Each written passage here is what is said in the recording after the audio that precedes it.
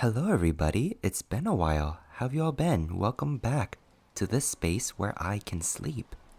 I took a longer break than I thought I would, so I am so sorry about that for those who have been patiently waiting.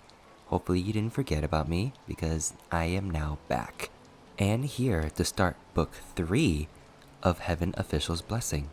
I am aware that currently there is a new installment to the series that I have not gotten to yet. I need to actually order it. I think it's supposed to be book 8? 7? I kind of forgot. There's a lot, but please let me know which book is out right now so I can go order it and read it because I need to be on it. Just like I need to be on it with these readings. So I am so sorry for those who have been waiting. As per usual, if you enjoy these readings and would like for me to continue doing these readings, you can show your support by leaving me likes, leaving me comments, you can share my stuff, and follow me on my platforms like Spotify at iKenSleep, YouTube at iKenWin, TikTok at iKenWin, and Instagram at officially.iKenWin. Now let's begin our third ascension into the story of Heaven Official's Blessing. Heaven Official's Blessing, Chapter 28. Fishing for Offerings.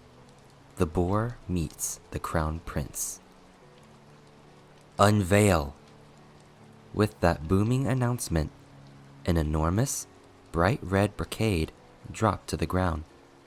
Roaring cheers erupted from the crowd of thousands, shooting straight to the heavens. This was a divine statue of the Crown Prince, crafted in gold. It held a sword in one hand and a flower in the other, symbolizing the virtues of the prince himself. The power to end the world, but with a heart as gentle as a flower. The face of that statue was soft and beautiful, with long, elegant brows and thin, clean lips that curved slightly with a ghost of a smile. One could describe it as affectionate, but not frivolous, neutral, but not indifferent. It was a compassionate and handsome face. This was the 8,000th temple of the Crown Prince within the kingdom of Shenle. 3 years after Ascension, there were already 8,000 temples raised in his name. Such a passionate following was unheard of in all of history, and likely would never be rivaled in the future. Truly, he was the one and only.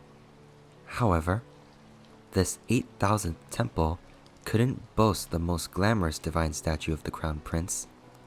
The first palace of Shenle was built on the summit of Mount Taikang, where the Crown Prince lived and trained in his youth, which had been renamed the Crown Prince Summit. It was also there that the first divine statue of the Crown Prince was sculpted, which the king himself personally unveiled. That divine statue of the Crown Prince was over 15 meters high, its craftsmanship legendary. Rather than simply settling for gilding its surface, it was built entirely of pure solid gold, truly worthy to be called golden.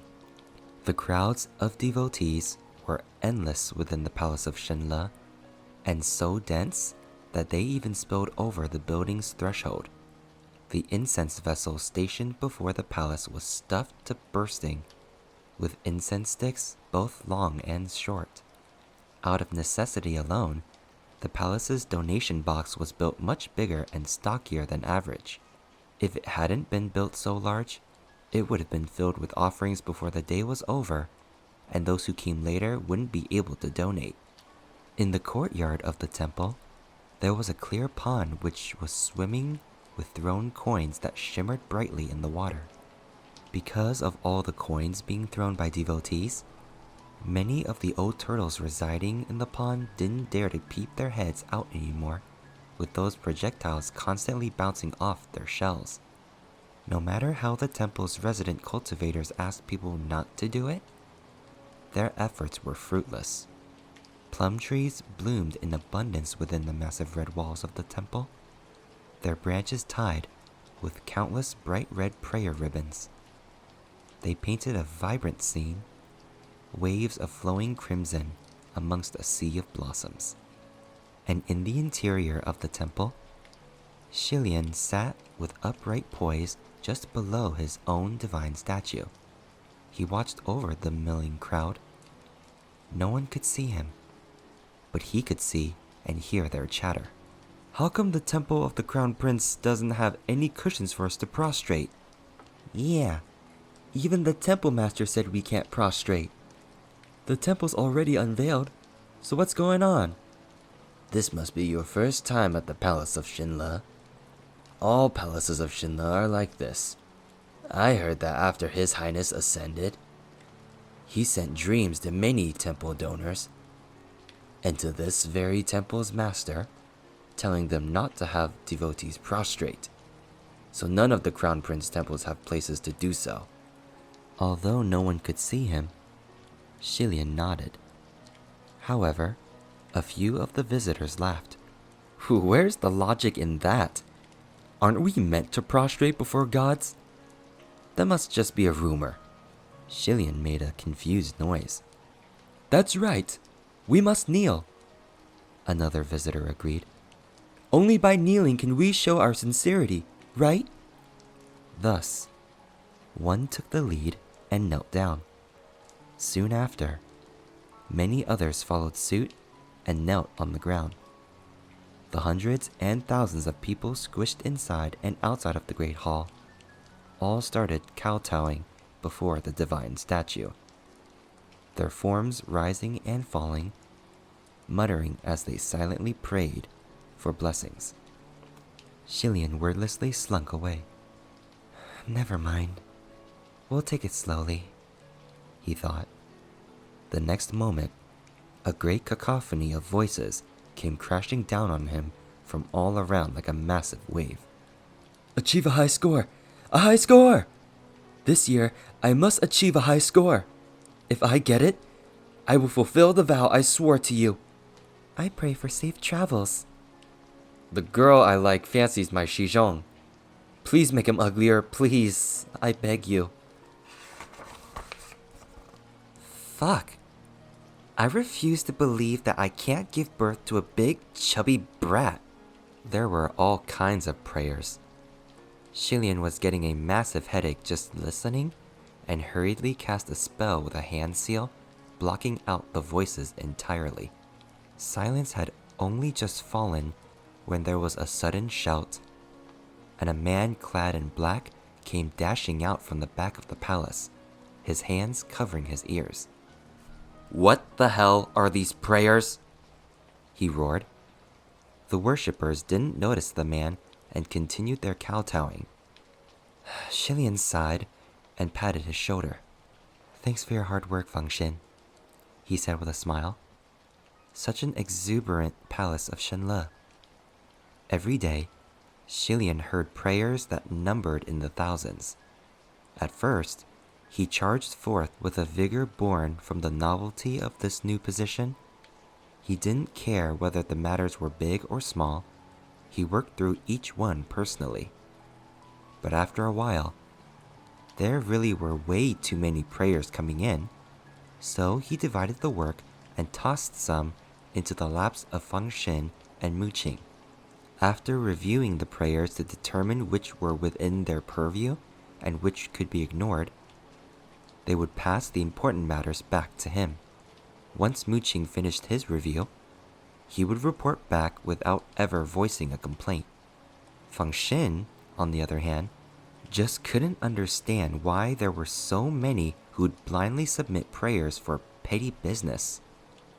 They would even bring entreaties for harmonious bedchamber matters to the Palace of Shenle. Shilian was a martial god, not a marital one, and certainly couldn't manage such things. And with prayers like these coming non-stop, the other heavenly officials eventually began taking offense. They secretly accused Shilian and his coterie of hogging the outhouse without taking a dump. That is, for taking on matters they had no jurisdiction over and roping in devotees they had no business taking. To those accusations, Shilin had no rebuttal. Feng Shin still covered his ears with his hands, even though the gesture wasn't helping one bit. Your Highness, why do you have so many female devotees? Still seated, Shilin crossed his arms in his sleeves as clouds of incense lingered around him. He replied with a smile. What's wrong with that? Beauties abundant like clouds are pleasing to the eyes. Feng Shin's face dropped. It's not pleasing at all. It's like these female devotees' only prayers are wishing to look nicer, marry nicer, give birth to a nice son. Nothing of importance. Even the sight of them gives me a headache.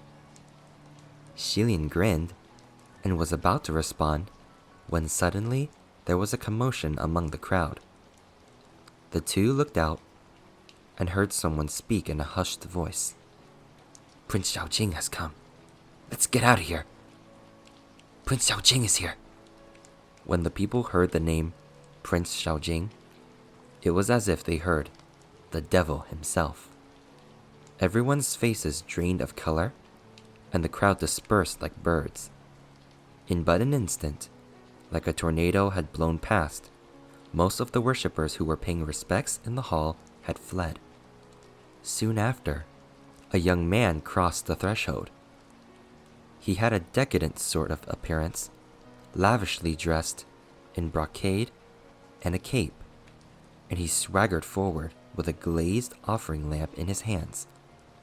His face resembled Shilian's, as long as you didn't look at his eyes, but upon seeing that arrogant, conceited gaze, one could easily discern between the two. It was none other than Qirong. Qirong had reached the age of 17 or 18 by now and had matured in both his appearance and bearing. He had finally managed to put on an air of nobility, at least somewhat. He stepped through the doors but forbade the entry of any member of his retinue. Holding the lamp with both hands, he crossed into the great hall and swept aside his cape before kneeling on the clean floors. He raised the lamp to his forehead and prostrated solemnly. The two on top of the altar shared a look. Feng Shin smacked his lips, and Shilian understood the annoyance in his eyes. 3 years ago, when Shilian first left the imperial capital to travel the world, Qirong was still in detention. Upon his return, he hadn't yet had a chance to see his little cousin before he suddenly and rumblingly ascended in his sleep that very night. Over the last 3 years, Shilian sent a number of dreams to his parents, the state preceptor, and others. He also sent one to Qirong, admonishing him to be kind to others from then on, to keep his behavior in check and avoid causing trouble. Thus, Qirong had been actively commissioning the construction of temples everywhere and offering donations and lamps for good merits. Although he worked hard, sincere to the bone, he would still stir up trouble every now and then, and Feng Shin was the one who'd have to clean up after him. Because of this, Shilian could understand Feng Shin's irritation. On the floor, Qirong finished paying his respects and started talking, or rather, whining, aloud. Cousin Crown Prince, this is the 500th light I've offered. I'm such a loyal little brother. So when will you come see me? Even in a dream would be fine. Yifu and Yimu both miss you dearly, but you ignore us. Truly high and mighty. And cold. He did not notice that Feng Shin was standing right there, reminding Shilian of the rules about such things. Ignore him. The Heavenly Emperor told you that unless it's a matter of great import, heavenly officials are not allowed to show themselves before mortals without permission. Families especially must be avoided. Don't worry, I won't. Shilian said. Chirong rose to his feet, holding the lamp, reached for a brush, and started writing on the lamp with his head lowered. Since both Shilian and Fangxin could both distinctively recall all their past traumas with Chirong, they couldn't help approaching him to check what he was writing. When they saw that it was something normal like, "I pray for the country's prosperity and good weather," and not a prayer for some family to be beheaded before the whole marketplace or something similar, the two breathed a sigh of relief. Watching Chirong write stroke after stroke so carefully and properly, Shilin was reminded of something. When Chirong first returned to the palace with his mother, there was an incident. A group of royals and nobles were traveling to Mount Taikang to pray for blessings. Chirong's mother had only just escaped back to the palace in shame after eloping with a vulgar peasant, and since then she hadn't dared to show her face.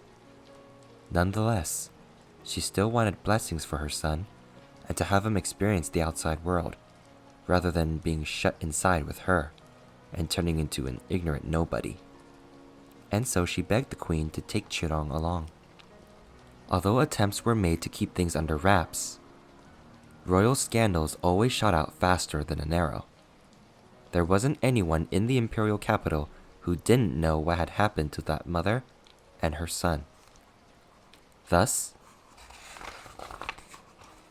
many of the noble children on the trip deliberately left Chirong out, not playing with him or talking to him.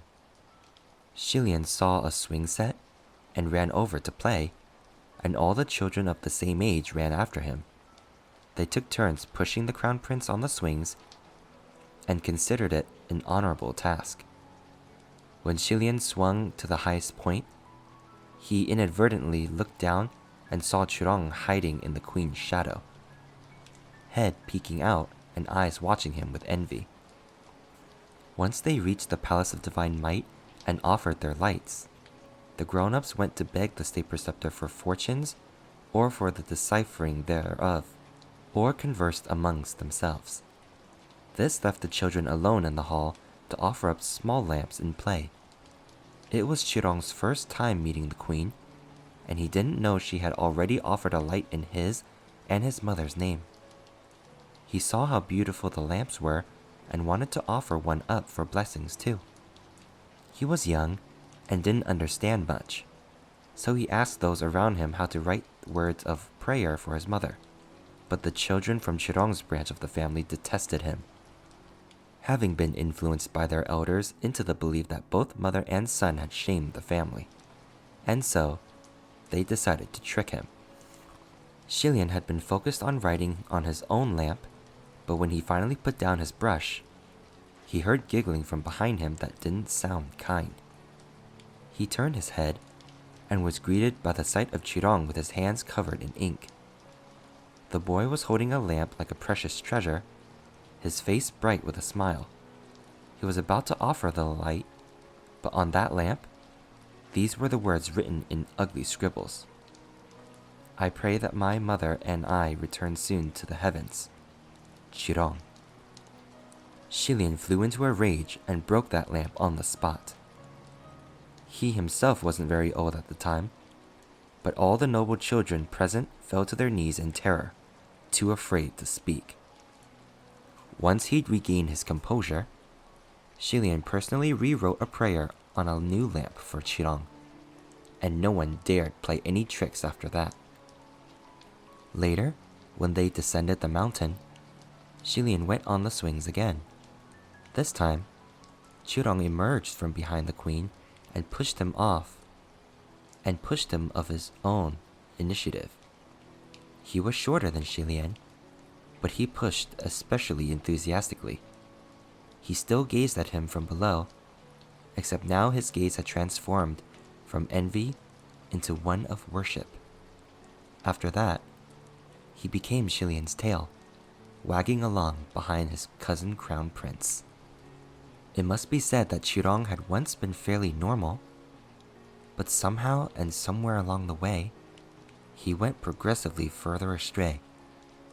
That being said, In the past 3 years, Xilian had to deal with too many people and too many matters, so he had no time for relations of old and wouldn't know whether Qirong had improved. While Xilian was reminiscing, Qirong had already offered his light and was getting ready to leave the hall. Unexpectedly, as he backed away, he bumped into someone. Qirong staggered, then whipped around, cussing before he'd even seen who it was. What the hell? Are you blind? Or did you die standing there and forgot to move aside? The moment he opened his mouth, Xilian and Fang Xin both put their hands over their foreheads and thought, he hasn't changed at all. Still the same Qirong.